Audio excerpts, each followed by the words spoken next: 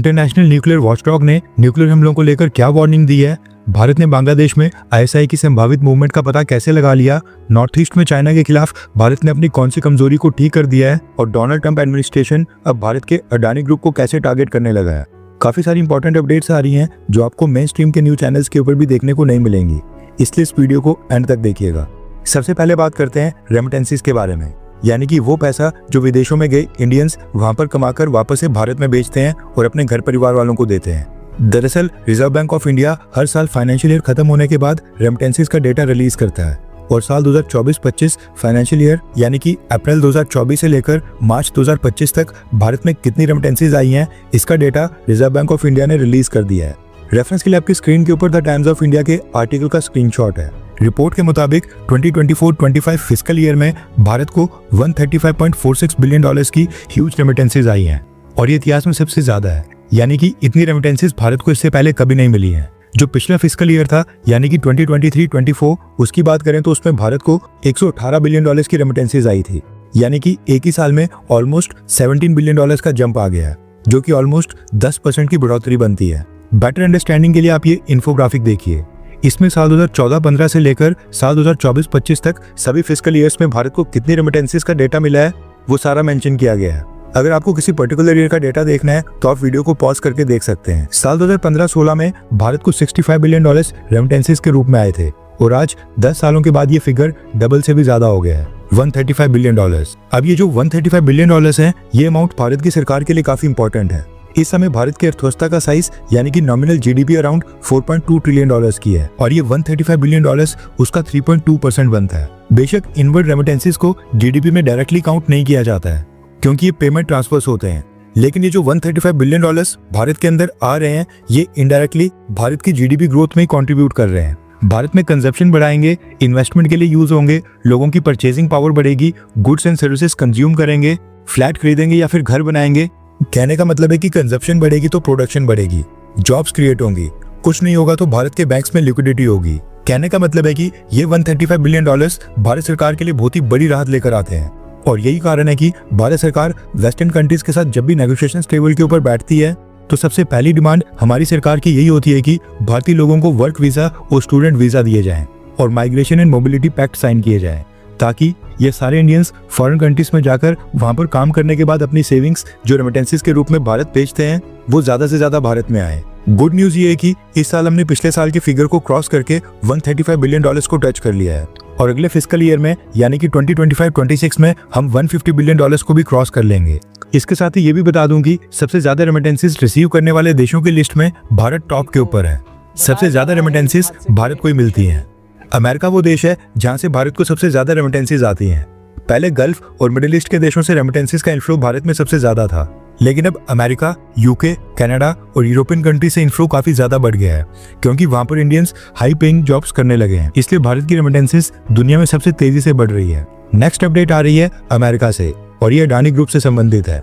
आपको याद होगा पिछले साल जो बाइडेन के समय US security and exchange commission और यूएस डिपार्टमेंट ऑफ जस्टिस ने अडानी ग्रुप के ऊपर ब्राइबरी यानी कि रिश्वत देने के आरोप लगाते हुए एक केस फाइल किया था और कहा था कि अडानी ग्रुप ने अपने प्रोजेक्ट्स में इन्वेस्टमेंट के लिए यूएस इन्वेस्टर से जो पैसे रेज किए थे वो सारे फॉल्स इन्फॉर्मेशन और मिसलीडिंग स्टेटमेंट्स के आधार पर रेज किए हैं, जो कि फ्रॉड कैटेगरी में आता है। डोनाल्ड ट्रंप के आने के बाद ये केस अमेरिका में ठंडे बस्ते में चले गया था क्योंकि डोनाल्ड ट्रंप को प्रो इंडिया माना जाता है, माना जाता था। इसलिए ऐसा माना जा रहा था कि US security and exchange commission और यूएस डिपार्टमेंट ऑफ जस्टिस अब डोनाल्ड ट्रंप के अंडर इस केस को परस्यू नहीं करेंगे, लेकिन अब अमेरिका से अडानी के लिए बैड न्यूज निकल कर आ रही है। रेफरेंस के लिए आपकी स्क्रीन के ऊपर आर्टिकल का स्क्रीनशॉट है। न्यूज आ रही है कि यूएस कोर्ट्स में अडानी ग्रुप के खिलाफ प्रोसीडिंग्स दोबारा से शुरू हो गई हैं और US security and exchange commission और द डिपार्टमेंट ऑफ जस्टिस अब इस ट्रायल को कंटिन्यू कर रहे हैं। अब देखना ये होगा कि डोनाल्ड ट्रंप एडमिनिस्ट्रेशन में ये केस आगे कहां पर जाता है और जब मीडिया डोनाल्ड ट्रंप से अडानी ग्रुप के बारे में कोई क्वेश्चन करेगी तो उसका क्या रिप्लाई आएगा, वो सुनना भी काफी इंटरेस्टिंग होगा। वैसे आपको क्या लगता है कि क्या अमेरिका ये केस दोबारा से खोलकर भारत को ब्लैकमेल करने की कोशिश तो नहीं कर रहा है? हाँ या फिर ना, नीचे कमेंट करके अपनी राय जरूर बताएं।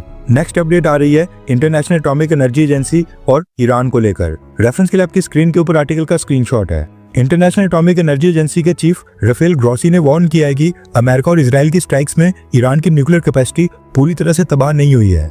ईरान अभी भी कुछ ही महीनों के अंदर एनरिच्ड यूरेनियम प्रोड्यूस कर सकता है। राफेल ग्रॉसी ने कहा है कि अमेरिका की स्ट्राइक्स और बॉम्बिंग्स में ईरान के कुछ न्यूक्लियर मटेरियल्स तो डिस्ट्रॉय हो गए हैं, लेकिन ईरान ने यूरेनियम और न्यूक्लियर मटेरियल्स का एक बहुत ही बड़ा चंक अमेरिका की बॉम्बिंग से पहले ही मूव कर दिया था। इंटरनेशनल एटॉमिक एनर्जी के चीफ राफेल ग्रॉसी ने वार्निंग दी है कि ईरान की न्यूक्लियर फैसिलिटीज को सेवियर डैमेज तो हुआ है, लेकिन टोटल कंप्लीट डैमेज नहीं हुआ है, यानी कि ईरान की न्यूक्लियर फैसिलिटीज पूरी तरह से तबाह नहीं हुई हैं और ईरान कुछ ही महीनों के अंदर दोबारा से न्यूक्लियर बॉम्ब बनाकर अपने एडवर्सरीज के ऊपर हमला कर सकता है, जो कि अमेरिका और इजराइल ही हैं। डोनाल्ड ट्रंप तो खैर ये ढिंडोरा पीट रहे हैं कि अमेरिका ने ईरान की न्यूक्लियर इंस्टॉलेशंस को पूरी तरह से नष्ट कर दिया है, लेकिन इंटरनेशनल एटॉमिक एनर्जी एजेंसी के चीफ राफेल ग्रॉसी के अलावा और भी कई सारे ओपन सोर्स इंटेलिजेंस एनालिसिस और सैटेलाइट पिक्चर से पता चला है कि ईरान ने अमेरिका की बॉम्बिंग से पहले ही अपनी सभी न्यूक्लियर साइट से हैवी मूवमेंट करके काफी सारा न्यूक्लियर मटेरियल और एनरिच किया हुआ यूरेनियम ट्रांसपोर्ट करके दूसरी लोकेशंस के ऊपर पहुंचा दिया है। इस तरह की कई सारी सैटेलाइट इमेजेस सामने आई हैं,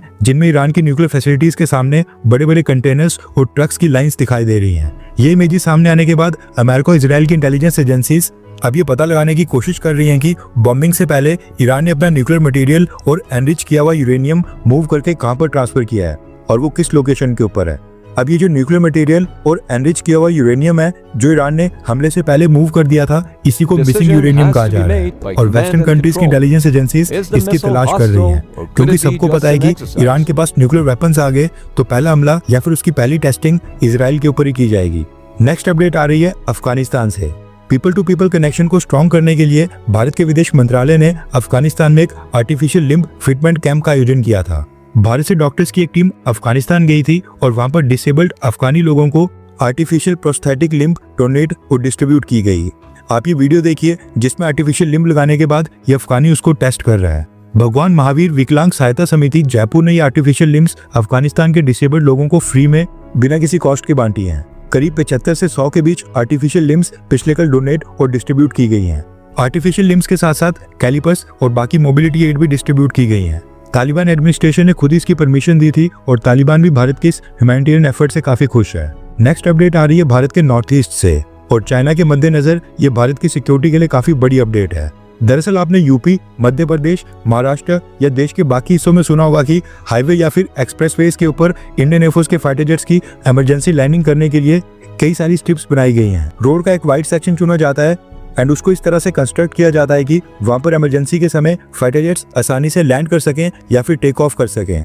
अब जो भारत का नॉर्थ ईस्ट का रीजन है, जो कि चिकन नेक यानी कि सिलीगुड़ी कॉरिडोर के थ्रू भारत के साथ कनेक्टेड है, इस पूरे नॉर्थ ईस्ट के रीजन में जितने भी नेशनल हाईवेज हैं, यहाँ पर एक भी सेक्शन ऐसा नहीं है जहाँ पर इमरजेंसी लैंडिंग स्ट्रिप बनाई गई हो और इमरजेंसी के समय फाइटर जेट्स को लैंड करवाया या फिर यहाँ से टेक ऑफ करवाया जाए। हैरानी वाली बात यह है कि चाइना और आजकल बांग्लादेश भी इस फिराक में होते हैं कि नॉर्थ ईस्ट के साथ वो भारत की कनेक्टिविटी को तोड़ दें और नॉर्थ ईस्ट का बॉर्डर बांग्लादेश, भूटान, चाइना और म्यांमार 4 देशों के साथ लगता है, लेकिन इसके बावजूद नॉर्थ ईस्ट के नेशनल हाईवेज के ऊपर एक भी इमरजेंसी लैंडिंग स्ट्रिप नहीं बनाई गई थी। लेकिन अब भारत अपनी ये गलती को सुधार रहा है। रेफरेंस के लिए आपकी स्क्रीन के ऊपर आर्टिकल का स्क्रीनशॉट है। नॉर्थ ईस्ट को पहली इमरजेंसी लैंडिंग स्ट्रिप मिलने जा रही है और ये असम के नेशनल हाईवे के ऊपर बनाई जाएगी। असम के चीफ मिनिस्टर हिमंता बिस्वा शर्मा ने इसकी जानकारी दी है और बताया है कि असम के नेशनल हाईवेज के ऊपर एक नहीं बल्कि 3 इमरजेंसी लैंडिंग स्ट्रिप बनाई जाएंगी। इनका काम अक्टूबर महीने तक कंप्लीट कर दिया जाएगा और उसके बाद ये मिलिट्री के साथ साथ सिविल इमरजेंसी लैंडिंग के लिए भी इस्तेमाल की जाएंगी। इसके साथ ही डिजास्टर मैनेजमेंट और फ्लड लाइक सिचुएशन का ध्यान रखकर भी ये इमरजेंसी लैंडिंग फैसिलिटी बनाई जाएंगी ताकि सभी तरह की वेदर कंडीशंस में ये इस्तेमाल की जाए। नेक्स्ट अपडेट आ रही है बांग्लादेश से। इंटरिम गवर्नमेंट आने के बाद से ही बांग्लादेश की सेना और बांग्लादेश की सेना की मिलिट्री एंगेजमेंट्स लगातार कम हो रही हैं और दूसरी तरफ पाकिस्तान की सेना के साथ मिलिट्री एंगेजमेंट्स और मीटिंग्स बांग्लादेश लगातार बढ़ाते जा रहा है। रेफरेंस के लिए आपकी स्क्रीन के ऊपर आर्टिकल का स्क्रीनशॉट है। दरअसल बांग्लादेश से न्यूज निकल कर आ रही है कि बांग्लादेश आर्मी के इन्विटेशन के ऊपर पाकिस्तान आर्मी के ब्रिगेडियर जनरल रैंक के 3 ऑफिसर्स बांग्लादेश पहुंचे हैं और ये तीनों 5 जुलाई तक बांग्लादेश में रहेंगे और कई सारी मीटिंग्स का हिस्सा बनेंगे। इसके साथ ही रिपोर्ट्स निकल कर आ रही हैं कि पाकिस्तान आर्मी के तीनों ब्रिगेडियर जनरल बांग्लादेश आर्मी की 10th इन्फेंट्री डिवीजन के हेडक्वार्टर्स में विजिट करेंगे, जो कि रामू कैंट में है। अब ये रामू कैंट बांग्लादेश के कॉक्स बाजार रीजन के पास में पड़ता है और आपको पता ही होगा कि कॉक्स बाजार में इस समय यूएस आर्मी अपना बेस बनाकर बैठी है, क्योंकि ये म्यांमार की रखीन स्टेट के साथ लगता है, जहां पर अराकन आर्मी इस समय काफी एक्टिव है और म्यांमार मिलिट्री के खिलाफ आर्म स्ट्रगल कर रही है। यूएस आर्मी का जो कॉक्स बाजार में बेस है वो इसका इस्तेमाल अराकन आर्मी की मदद करने के लिए कर रही है। कहने का मतलब है कि कॉक्स बाजार में यूएस मिलिट्री की प्रेजेंस है उसके बाद अब पाकिस्तान आर्मी के भी ब्रिगेडियर जनरल रैंक के ऑफिसर्स का यहाँ पर आना ये दिखाता है कि अमेरिका का जो म्यांमार का या फिर बांग्लादेश को लेकर जो भी प्लान है उसमें पाकिस्तान भी कोई ना कोई रोल तो प्ले कर ही रहा है और अमेरिका बांग्लादेश के अंदर पाकिस्तान को इन्वॉल्व करवाना चाहता है। अब इनके बीच क्या खिचड़ी पक रही है ये तो कंफर्म नहीं है, लेकिन ये चीज कंफर्म है कि पाकिस्तान और बांग्लादेश आर्मी के बीच इतनी क्लोज कोऑपरेशन भारत के लिए गुड न्यूज नहीं है। इसके साथ ही एक इंपॉर्टेंट चीज नोट करने वाली ये भी है कि ये जो 3 ब्रिगेडियर जनरल रैंक के ऑफिसर्स बांग्लादेश आए हैं, इनमें से एक का पासपोर्ट 30 अप्रैल को इशू किया गया है और बाकी 2 ऑफिसर्स का 26 मई और 29 मई को, यानी इनमें से 2 ऑफिसर्स का पासपोर्ट 1 महीने पुराना है और तीसरे का पासपोर्ट 2 महीने पुराना है। कहने का मतलब है कि तीनों फ्रेश पासपोर्ट के ऊपर बांग्लादेश आए हैं और हो सकता है कि इनके ये तीनों पासपोर्ट्स इन्हीं ट्रिप्स के लिए इशू किए गए हों। इसलिए कहा जा रहा है कि पाकिस्तान के ये तीनों ब्रिगेडियर जनरल रैंक के ऑफिसर्स हो सकता है कि बांग्लादेश आर्मी का कवर लेकर आए हों, लेकिन असल में ये ISI के अंडरकवर ऑफिशियल्स हों जो कि बांग्लादेश की इंटेलिजेंस एजेंसीज के साथ मीटिंग करने के लिए बांग्लादेश आए हों। पाकिस्तान और बांग्लादेश तो खैर भारत का कुछ नहीं बिगाड़ सकते हैं, लेकिन अमेरिकन आर्मी की प्रेजेंस जो बांग्लादेश में लगातार बढ़ते जा रही है ये भारत के लिए चिंता का विषय है। हर 24 घंटे के अंदर जियोपॉलिटिक्स में बड़े फेरबदलाव और उलटफेर हो रहे हैं और भारत के लिए नए चैलेंजेस आ रहे हैं। कोई देश अपने फैसले से पलट रहा है तो कोई देश ब्लैकमेलिंग के ऊपर उतर आया है। सभी देश एक दूसरे को नीचे लगाने की कोशिश कर रहे हैं। इन सब के बीच हमारा भारत किसी भी देश से पीछे न रह जाए, इसके लिए मोदी सरकार लगातार कोशिशें कर रही है। एंड भारत की foreign policy, defence news, economy और ग्लोबल अफेयर्स का सही एनालिसिस हमारे चैनल इंडियन अफेयर्स का मिशन है और ये मिशन आपके सपोर्ट के बिना अधूरा है। इंडियन अफेयर्स हिंदी के ऊपर हम सभी फैक्ट्स और डेटा बिल्कुल सरल भाषा में एनालाइज करते हैं बिना किसी एजेंडा के। अगर आप चाहते हैं कि इंडियन अफेयर्स का सही और ऑथेंटिक एनालिसिस आप तक लगातार पहुंचे तो इस वीडियो को लाइक करें और हमारे चैनल इंडियन अफेयर्स को सब्सक्राइब करके बेल नोटिफिकेशन ऑन करना मत भूलिए। आपका एक लाइक हमारे चैनल को ग्रो करने में काफी मदद करेगा और एक सब्सक्राइब ये सुनिश्चित करेगा कि आप किसी भी इंपॉर्टेंट अपडेट को मिस ना करें। अगर आपने हमारे चैनल को पहले से सब्सक्राइब किया है तो दिल से धन्यवाद। जय हिंद, वंदे मातरम।